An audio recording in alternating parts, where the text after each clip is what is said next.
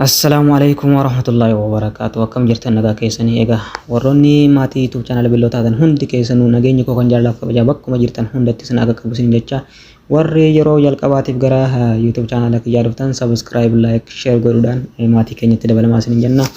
Maarree arraan tana waan ajaa'ibaa tokko qabadhee isiniif dhufe warroonni Saudi Arabiyaa keessa jirtan shari'aa zeenii fi moobaayilii yaala 60 itti hidhattanii isiniif dalaguu taa'uu jirtan baga gammaddanii akkasuma warri zeenii qabdan firiidha.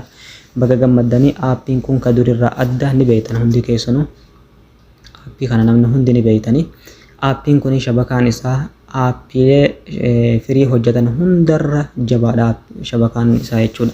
Haalli saffisa isaa akkaataan itti dalagu wanni hundi jabaadha jechuudha.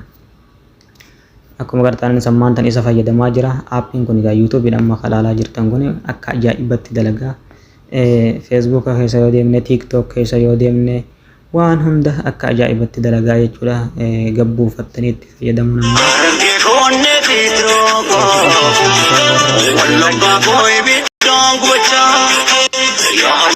warri zeenii fi moobaayilii 60 qabdan aappii kana ka duraan qabdan gubdanii gabbuufattanii itti fayyadamtanii akkamitti akka itti fayyadamtan viidiyoo kana hanga xumuratti ilaaluudhaan na hordofaa isin jedha. Maarree daawwattoota kiyya aappiin kun HA Tunnel Plus kana aappii kana namni hin qabne hin jiru. Dursa waa fi zeenii irratti dalagaa ture amma moobaayilii 60 fi zeenii irratti bifa addaatiin dhufee jira. Aappiin kun liinkii qaba. Liinkii isaa bakka irraa fudhattanii itti fayyadamtan isin agarsiisa. Viidiyoo kana hanga xumuratti daawwadhaa. Warroonni yeroo jalqabaatti dhuftan akkuma dura jedhe YouTube kiyya subscribe naaf godhaa. Viidiyoo kana like godhaa akka nama hedduu bira ga'u qaqqabsiisaa isin jedha.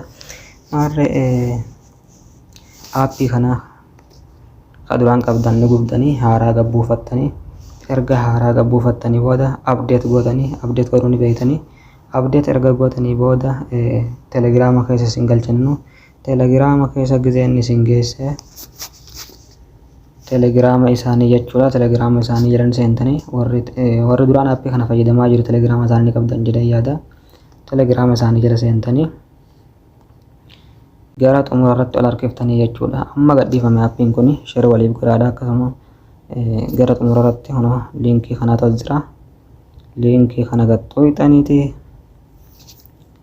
qaxxitaa aappii keessa isin galcha jechuudha. Gizee isin bakka kana gaxxooyxan aappii keessa isin galchee fi aappii irra isin dhaqa isin achi booda wanni isin gootan hin jiru.